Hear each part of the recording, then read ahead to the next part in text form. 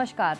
उनकी किताबें hot cake की तरह बिकती हैं। उनकी किताब पर फिल्म बनती है तो बॉक्स ऑफिस के रिकॉर्ड टूट जाते हैं। वो अंग्रेजी के सबसे ज़्यादा बिकने वाले भारतीय लेखक हैं।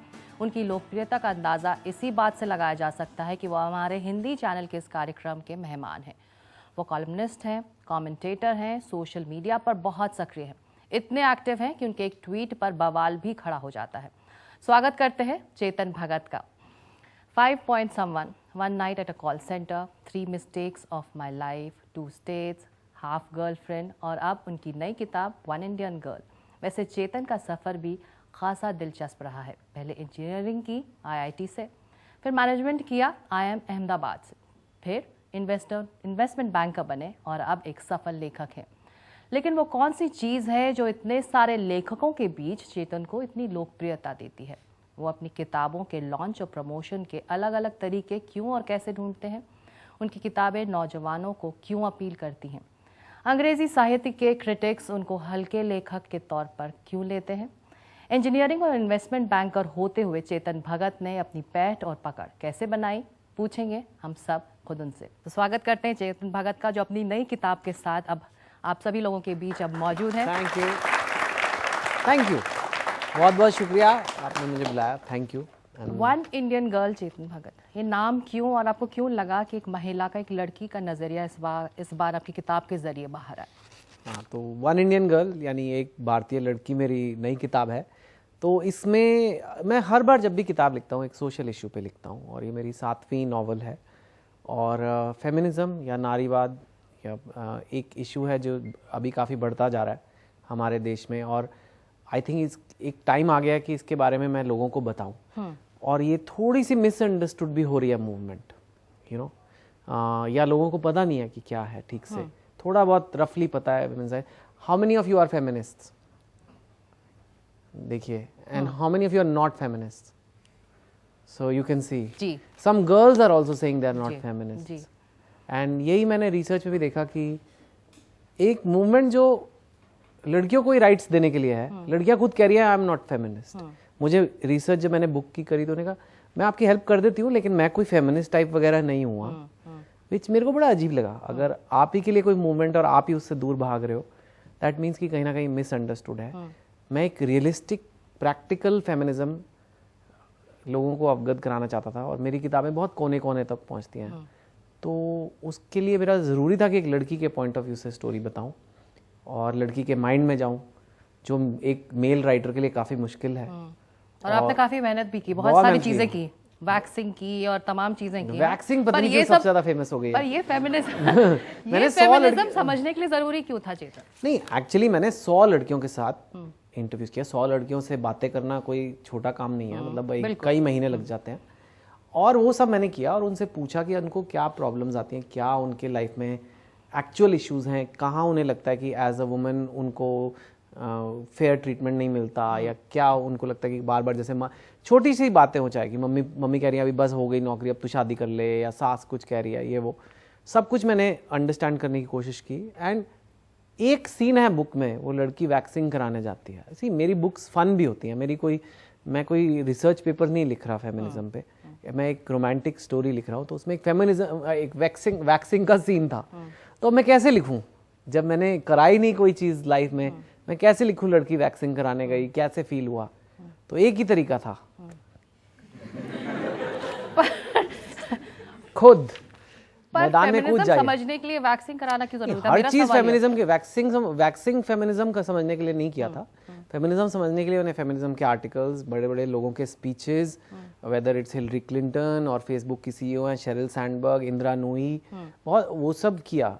बट एक कहानी लिख रहा हूँ तो वो सिर्फ फेमिनिज्म तो नहीं हो सकता। उसमें कहानी में अलग अलग चीज़ें होंगी। अगर जैसे मैं अगर न्यूयॉर्क सिटी डिस्क्राइब करता हूँ तो मैं न्यूयॉर्क पे रिसर्च करता हूँ। तो अगर वैक्सिंग पे तो वैक्सिंग पे भी मैं रिसर्च करूंगा। और ठीक है, दर्द हुआ मुझे काफी, पर and I agree, it's not a big issue, it's not a feminist issue waxing, but it is just to show the attention of detail I go to do my stories now. पर चेतन, जो आपका मुख्य किरदार है, जो किरदार है इसमें, वो एक बेहद सक्सेसफुल मैनेजमेंट ग्रेजुएट है जो एक बड़ी कंपनी में नौकरी पाती है, न्यूयॉर्क में काम करती है। पर ये भारतीय महिलाओं की या भारतीय लड़कियों की असल हकीकत तो नहीं है। हमारी लड़कियां तो कई पढ़ाई तक नहीं पूरी कर पाती, स्कूल नहीं पूरी कर पाती। तो अगर आप बात कर रहे हैं एक वन इंडियन गर्ल की क्या यही कहानी है? नहीं, इसीलिए इस कहानी का नाम एवरी इंडियन गर्ल नहीं है, इस कहानी का नाम ऑल इंडियन गर्ल्स नहीं है या एनी इंडियन गर्ल नहीं है, it is one Indian girl. Feminism ये एक बहुत ब्रॉड इशू है। It can also mean female foeticide, is also लड़कियों बेटियों को स्कूल भेजने का, वो भी फेमिनिज्म का पार्ट है। क्राइम्स अगेंस्ट वुमेन प्रिवेंट करना, वो भी फेमिनिज्म है। Consent is feminism. और ये career and work life balance भी फेमिनिज्म है। तो सारी चीज़ें एक कहानी में नहीं हो सकती। मैंने जो कहानी एक प्रोफेशनल लड़की कहानी सुनाई, ऑफ कोर्स वो एक बहुत सक्सेसफुल है अपनी एज के हिसाब से लड़की। मैं दिखाना चाहता था कि एक लड़की जो इतनी सक्सेसफुल है फिर भी उससे ये इश्यूज फेस करने पड़ते हैं, और इनफैक्ट उसका सक्सेस उसके अगेंस्ट जा रहा है, क्योंकि जैसे उसकी सैलरी अपने बॉयफ्रेंड से ज़्यादा होती है या ज़्यादा होती जाती है, वो बॉयफ्रेंड उसे संभाल नहीं पाता।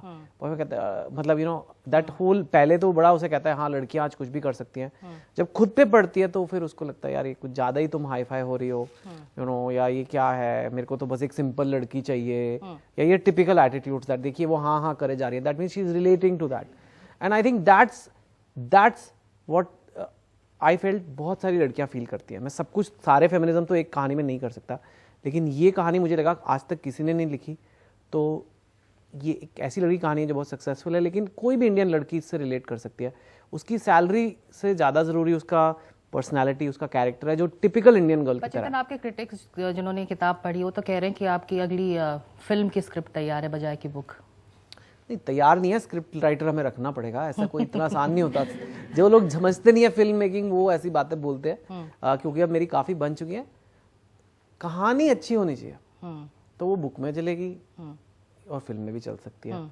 फिल्में बनी है मेरी कहानियों पे और वो हिट हुई हैं, तो शायद इस पे भी बन जाएगी। लेकिन उस नज़रिए से मैं कभी आज तक किताब नहीं लिखी है, मैं सच में कह रहा हूँ, क्योंकि ईजिएस्ट अगर आपको बॉलीवुड फिल्म बनानी है तो एक लड़का लड़की कास्टिंग करो, बॉय गर्ल, जो प्योर गर्ल की स्टोरी है। हालांकि 2-4 फिल्में बनी हैं, it's very hard to get it going, and मतलब उसका बजट मिलना उस लेवल पे आपके बिना, उसका म्यूजिक, बहुत प्रैक्टिकल चीज़ें बता रहा हूँ। एक फीमेल ओनली फिल्म के म्यूजिक राइट्स नहीं इतने महंगे बिकते, वट एवर रीजन्स। सो अगर मैं वो सब सोचने बैठ जाता तो ये कहानी लिखता ही ना।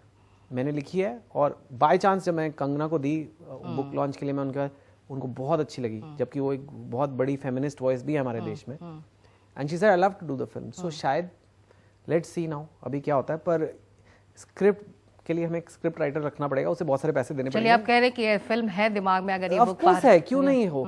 फिल्में एक जरिया है मेरे लिए। एक लेखक क्या चाहता है, उसकी कहानी ज्यादा फिल्म की स्क्रिप्ट करिए फिर चेतन, पर किताब में मैं ज्यादा डिटेल में जा सकता हूँ। फिल्म कभी भी फेमिनिज्म के उतने डिटेल में नहीं जाएगी। मेरा काम बुक्स करना है, और लोग मेरी राइटिंग स्टाइल को, बुक्स पढ़ने को एंजॉय करते हैं। फिल्म ही क्यों करी है, क्यों ऐसा क्यों है फिल्म करिए। मेरे लिए फिल्म अल्टीमेट नहीं है, मेरे लिए किताबें ज्यादा बड़ी हैं फिल्म से। हमारे देश में इतना बॉलीवुड का हुआ है तो फिल्म ही कर लो। फिल्म क्यों करें, फिल्म इज नॉट अल्टीमेट। जो लोग बुक्स पढ़ते हैं, समझते हैं, they will get much deeper understanding.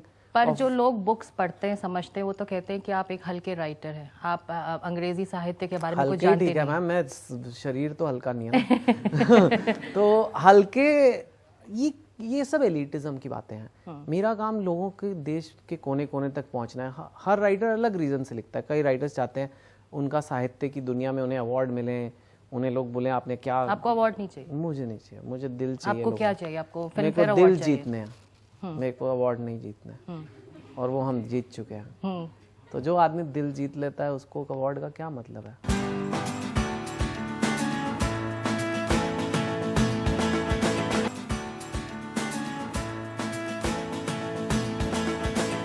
इन लोगों के आपने दिल जीते हैं। नहीं, एक सैंपल है स्टूडेंट्स का जिनके लिए आप कहते हैं, नौजवानों के लिए आप किताब लिखते हैं, उनके दिलों को आप छूते हैं। बहुत से इनमें से ऐसे हैं जो आपके क्रिटिक भी होंगे और आपके फैंस भी होंगे, तो चलते सीधे उनके पास। माय क्वेश्चन इज, आपकी हर बुक के टाइटल में कोई ना कोई नंबर होता है, जैसे 1 Indian girl, 3 mistakes of my life, 2 states.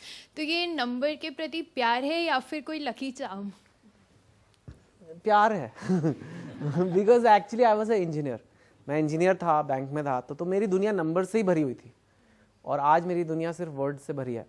तो ये यादें हैं, ये मेरे हिस्ट्री, ये मेरी मतलब ये मेरी रूट्स हैं कि नंबर तो एक हमेशा अपनी आइडेंटिटी पहचान बनाने के लिए एक नंबर डालता हूँ, लेकिन कुछ एज सच जो कहानी में नंबर सूट करता है वही डालता हूँ। ऐसे कोई न्यूमरोलॉजी से पंडित जी को बुला के हम नंबर नहीं निकालते कि हाँ जी आज बोलो कौन सा।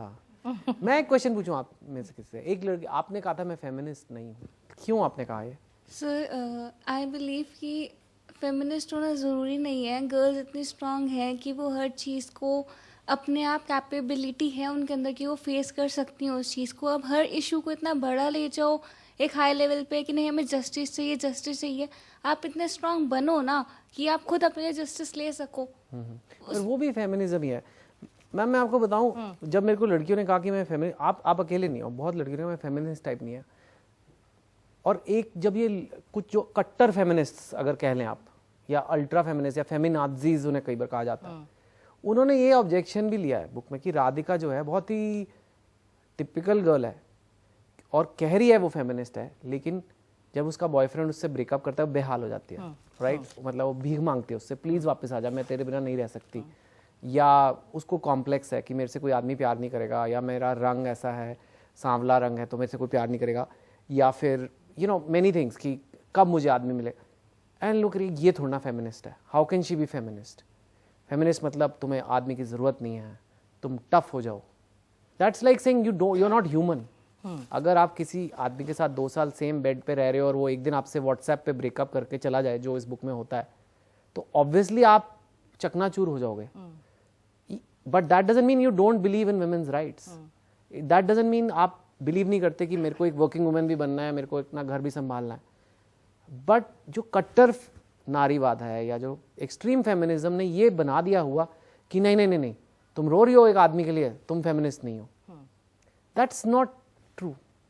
एंड फिर वो जब उससे इंडिया की लड़कियां जो है रिलेट ही नहीं करती हैं, वो कहती है फिर हम नहीं है भाई फेमिनिस्ट, हम ऐसी हैं, हम जैसे हैं वैसे ठीक है, क्योंकि दे आर बीइंग रियल। नहीं, लोग फेमिनिज्म क्या है ये समझते हैं। आपको लगता है कि फेमिनिज्म जो है उसको डिफाइन करने के लिए जो डेफिनेशन है उसकी समझ है आप लोगों में? जो ये कह रही हैं कि ज़रूरत नहीं है फेमिनिस्ट की या फिर फेमिनिज्म की, आप खुद अपना हक मांगिए, लेकिन आप बताना चाहेंगे आपको क्या लगता है फेमिनिज्म क्या है आपके मुताबिक? I think it is more like कि मुझे पता है as a woman I know कि मैं क्या किस चीज़ के लिए स्टैंड अप करती हूँ, मेरे लिए क्या सही है, और किसी और को वो बताने की ज़रूरत नहीं है मुझे।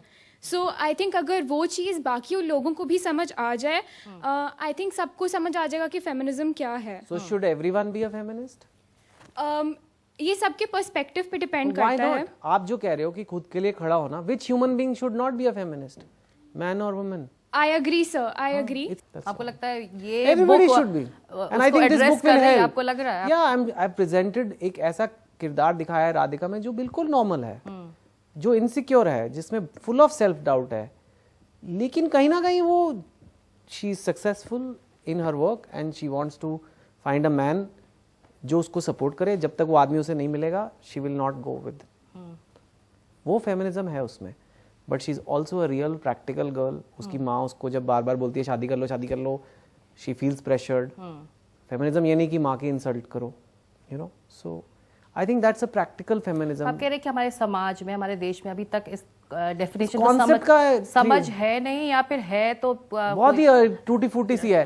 ये तो वो एक्टिविस्ट लोग हैं जो इंडिया गेट जाते हैं, ये वो यू नो मतलब that's not feminism. Feminism is all you women have some common needs. आप सब चाहते हो कि आपकी मम्मी पापा आपको पुश ना करें शादी के लिए अगर आपका करियर है। आप सब चाहते हो कि आपको सास ताने ना मारे अगर आप काम पे जा रहे हो और आपने गर्म फुल्के नहीं बनाए।